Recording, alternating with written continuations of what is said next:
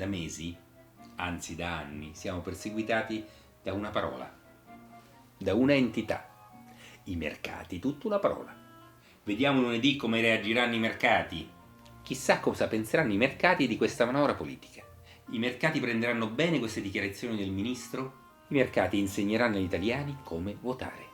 I mercati di su, i mercati di giù. Ma qualcuno vi ha mai spiegato chi sono questi famigerati i mercati, tutta una parola? Conoscete il volto anche solo di uno dei rappresentanti dei i mercati, tutta una parola? La vita degli antichi greci era scandita agli dei dell'Olimpo, che stabilivano il destino degli umani. Nessuno li aveva mai visti, ma tutti sapevano che incombevano su di loro.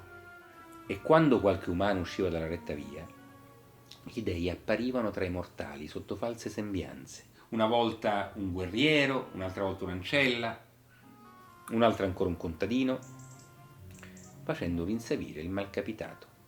Bene, oggi i mercati, tutta una parola, regnano su di noi e quando sbagliamo ci appaiono sotto le sembianze di Draghi, di un Moscovici, di un Oettinger, di un Dombrovskis, Lagarde o Monti.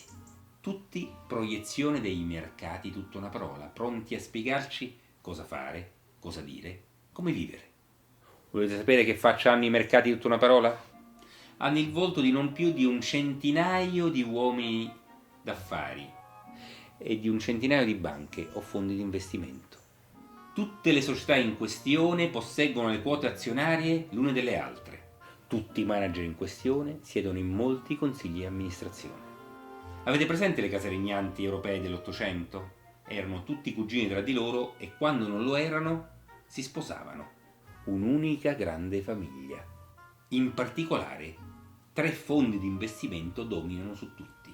Si chiamano BlackRock, Vanguard e State Street, tutte e 3 statunitensi. È stato calcolato che insieme tra 2 anni gestiranno un terzo della ricchezza dell'intero pianeta, 25 mila miliardi di dollari.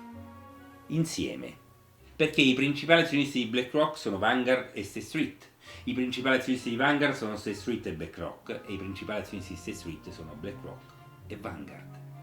Insomma, un'unica società, una e trina. Un colosso che detiene i pacchetti azionari di Goldman Sachs, JP Morgan, Citigroup, Deutsche Bank e di tutte le altre principali banche del mondo.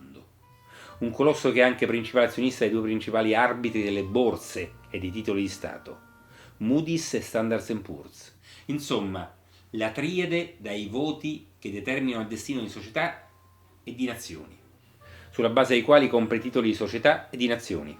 E se gli conviene acquista le aziende in svendita di questi paesi messi sotto attacco sempre da loro. Smettetela di credere alla favola dei mercati, tutta una parola, che agiscono leggendo i numeri. I mercati, tutta una parola, fanno politica.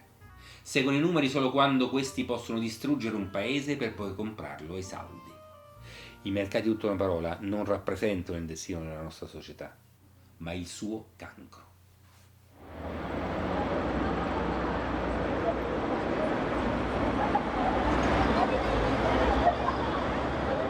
Vediamo lunedì come reagiranno i mercati. Chissà cosa penseranno i mercati di questa manovra politica. Oggi i mercati, tutta una parola, regnano su di noi e quando sbagliamo ci appaiono sotto le sembianze di Draghi, di un Moscovici, di un Oettinger, Dombrovskis, Lagarde o Monti.